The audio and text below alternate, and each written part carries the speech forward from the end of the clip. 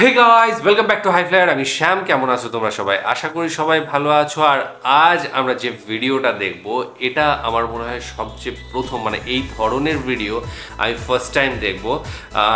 এই যে ক্যাটাগরির ভিডিওগুলো সাধারণত আমার যে ইউটিউব চ্যানেল সেইটাই আমরা দেখে উঠিনি। আজকে আমরা মনে হয় প্রথম দেখব। সেটা হচ্ছে বাংলাদেশের সেরা 5টি রহস্যময় জায়গা। তো এই ধরনের রহস্যময় জিনিসপত্র নিয়ে বরাবরই মানুষের একটা সবসময় খিদে থাকে। তো সেই খিদেটা নিবৃত্তি করার জন্যই আজকের যে ভিডিওটা সেটা। তো ডেসক্রিপশন বক্সে লিঙ্ক দিয়ে রাখবো, সেখানে গিয়ে অরিজিনাল ভিডিওটা দেখো, সাথে সাথে চ্যানেলটাকে লাইক শেয়ার সাবস্ক্রাইব করে দিও। তো চলো ভিডিওটা দেখে নিই, তারপর আরও কথা হবে। রহস্যমূলক ঘটনা জানার আমাদের সবারই কম বেশি আগ্রহ রয়েছে। অনেকে মনে করে রহস্য বলতে পৃথিবীতে কিছুই নেই। এ কথা মুখে বললেও সবারই রহস্যমূলক বিষয় নিয়ে জানার আগ্রহ রয়েছে।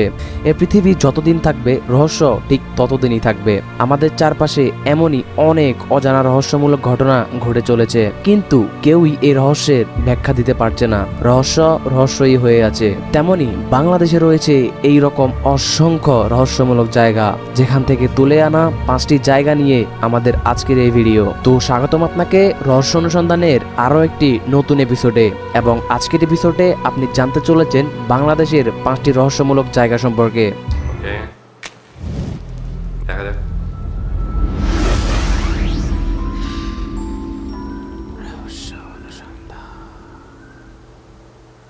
Guns of Barishal. আজকের এই ইন্টারনেটের দুনিয়ায় ইন্টারনেটের সাথে আমরা কম বেশি সবাই পরিচিত। আর এই ইন্টারনেটের অসীম ভান্ডারকে যেটি আরো সহজ করে দিয়েছে সেটি হচ্ছে গুগল। আপনি যদি গুগলে গিয়ে গানস অফ বরিশাল লিখে সার্চ করেন, সেখানে আপনি অসংখ্য কন্টেন্ট পেয়ে যাবেন। যতই পড়বেন বিমোহিত হতে থাকবেন যে বাংলাদেশের মধ্যে এই রকম একটি রহস্যমূলক জায়গা রয়েছে। এর শুরুটা হয়েছিল ব্রিটিশ আমল থেকে। ব্রিটিশরা বরিশালে আসার সময় এর নাম ছিল বাকেরগঞ্জ। বাকেরগঞ্জের তৎকালীন ব্রিটিশ সিভিল সার্জন এই ঘটনাটির প্রথম উল্লেখ করেন। তিনি বলেন, বর্ষা আসার আগে আগে গভীর সাগরের দিক থেকে রহস্যময় কামান ডাকার আওয়াজ শোনা যেত। ব্রিটিশরা প্রথমে মনে করেছেন হয়তো কোনো জলদস্যু, কিন্তু তা নয়। অনেক খোঁজাখুঁজি করার পরেও কাউকে খুঁজে পাওয়া যায়নি এবং সে রহস্য আর কেউ ভেদ করতে পারেনি।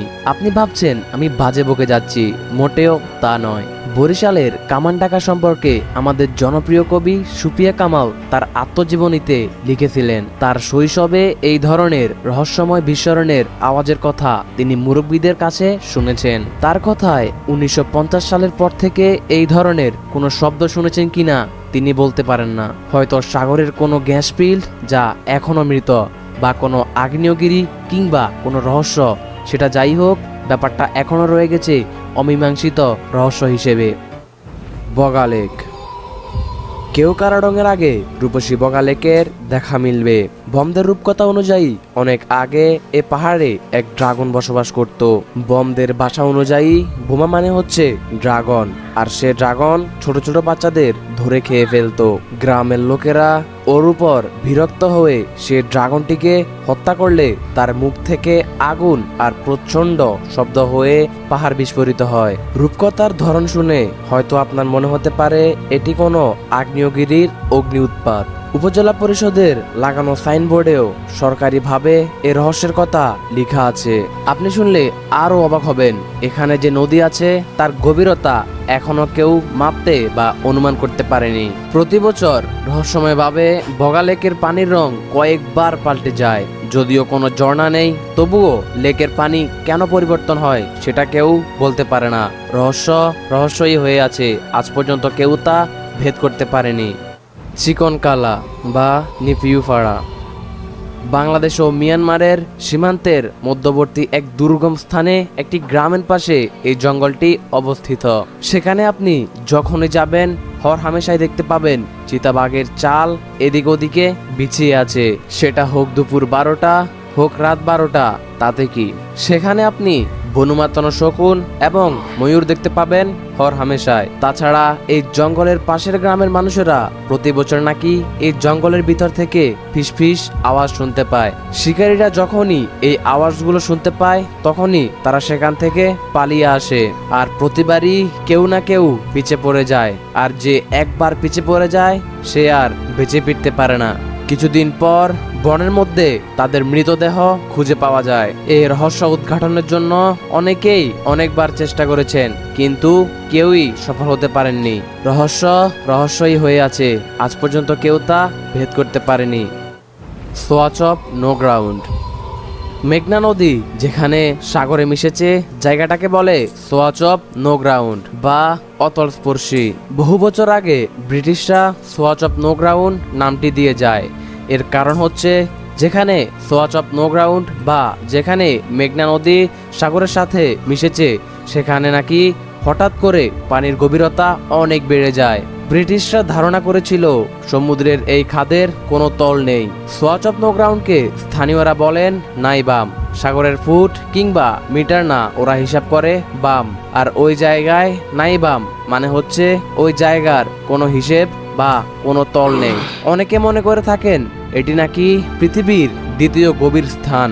এটি প্রায় 1,25,000 বছর আগে তৈরি হয়েছিল বলে ধারণা করা হয়, আর এখানের গভীরতা আজ পর্যন্ত কেউই মাপতে পারেনি।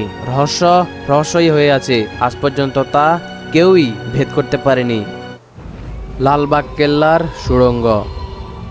অনেক তো বন, পাহাড় আর সমুদ্রের রহস্যের কথা জানলেন, এবার চলুন আমাদের পুরান ঢাকায়। শোনা যায় লালবাগ কেল্লার নিচ দিয়ে নাকি এক বড় সুড়ঙ্গ চলে গেছে। এই সুড়ঙ্গের শেষ কোথায় হয়েছে তা কেউই বলতে পারে না।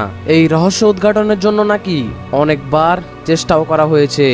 অনেকে নাকি সুড়ঙ্গের ভিতরে নেমেছেন এর শেষ দেখার জন্য, কিন্তু তারা আর ফিরে আসেনি। অবশেষে পরীক্ষা করার জন্য নাকি দড়ি বেঁধে মানুষ এবং শিকল বেঁধে ঘোড়া পাঠানো হয়েছে। ঘন্টার পর ঘন্টা চলে গিয়েছে, কিন্তু কারো ফেরার নাম নেই। অপেক্ষার প্রহর যখন শেষ হয়ে গিয়েছে তখন দড়ি আর শিকল টেনে এনে দেখা গেছে শুধু তাদের হাড়গোড় পড়ে আছে। তারপর থেকে নাকি এই সুড়ঙ্গের পথ বন্ধ করে দেওয়া হয়েছে চিরদিনের জন্য। রহস্যই হয়ে আছে, কেউ তা উদ্ঘাটন করতে পারেনি আর কেউ চেষ্টাও করেনি। সো বন্ধুরা, আজকের এই ভিডিওর মধ্যে আমি আপনাদের সাথে যে তথ্যগুলো শেয়ার করেছি সেগুলো উইকিপিডিয়া থেকে নেওয়া। কতটুকু সত্য তা আমি শিওর জানি না। আপনাদের কি মনে হয় ঘটনাগুলো কি আসলেই সত্য? সো এই ছিল আজকের এই ভিডিওটি ভালো লাগলে অবশ্যই একটা লাইক করে দিবেন আর অবশ্যই কমেন্ট করে আপনার মন্তব্য জানাবেন। আর আপনি যদি এই ধরনের রহস্য রোমাঞ্চকর ভিডিও দেখতে চান তাহলে এখনই রহস্য অনুসন্ধান চ্যানেলটি সাবস্ক্রাইব করে পাশের বেল আইকনটি এনেবেল করে রাখুন। দেখা হচ্ছে অন্য কোনো ভিডিওতে অন্য কোনো টপিক নিয়ে। সে পর্যন্ত ভালো থাকুন, সুস্থ থাকুন, খোদা হাফেজ। প্রথমে যেটা বলার সেটা হচ্ছে রহস্যমূলক ঘটনা, সেটা যে কোনো রহস্য হতে পারে, ভূত প্রেত হতে পারে। তো এই ধরনের ভিডিও দেখতে দিনের বেলায় মজা লাগে, কিন্তু রাত্রিবেলায় পেছন ফেটে যায়, এরকম একটা ব্যাপার।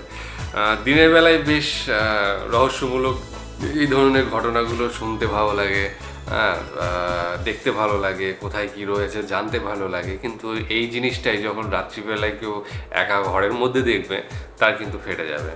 তো অনেকে এটাতেই মজা পায়, অনেকে ভালোবাসে, অনেকে যেরকম হয় না যে নাগরদোলায় চড়ে বেশ মজা পায়, রাইডগুলো জয় রাইডগুলো চড়ে মজা পায়, কিন্তু ভয় লাগে, ভয়টাই মজা। তো সেই ধরনের একটা জিনিস প্রত্যেকটা মানুষের মধ্যেই রয়েছে।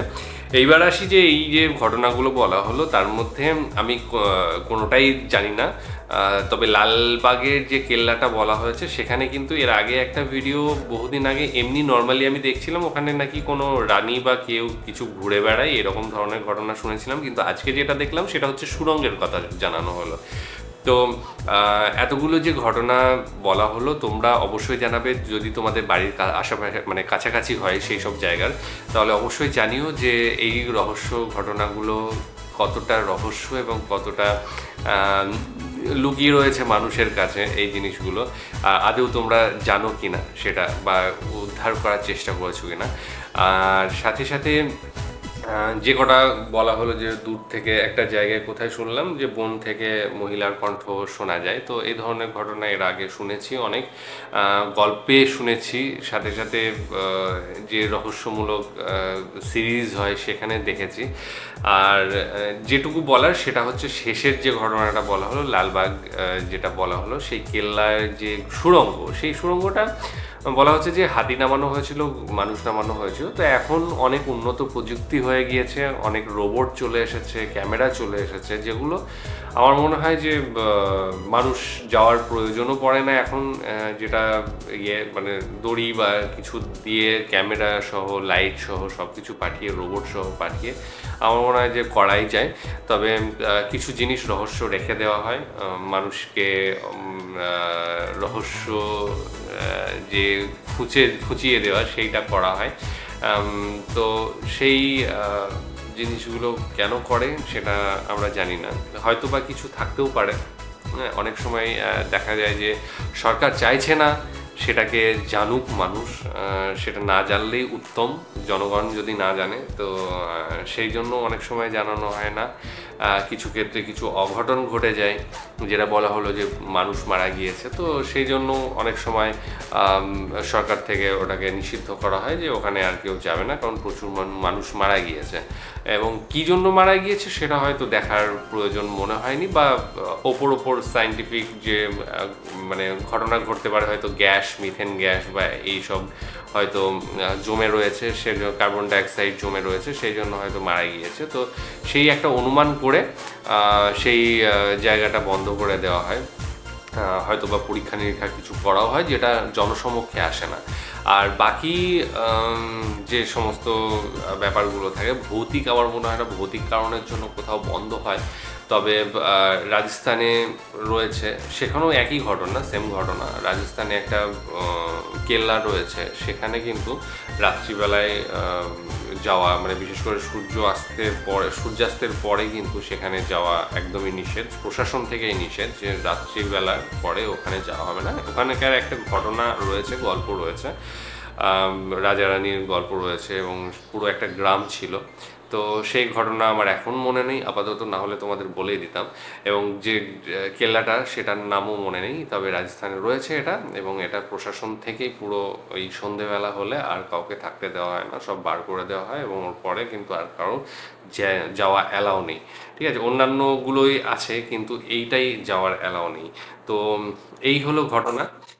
রহস্যময় জিনিস ভীষণ ভালো লাগে দেখতে, শুনতে ভালো লাগে, এবং যেতে পারলে তো আরও ভালো হতো, কিন্তু যাওয়া সম্ভব নয় বাংলাদেশ এখন বিশেষ করে। তো তোমাদের যদি জানা থাকে আরও রহস্যমূলক জায়গায় কী কী রয়েছে সেগুলো অবশ্যই কমেন্ট সেকশনে জানাবে। আজকের মধ্যে এখানেই শেষ করছি, আগামী দিন আবার আসবো অন্য কোনো ভিডিও নিয়ে, ততক্ষণের জন্য স্টে টিউনড।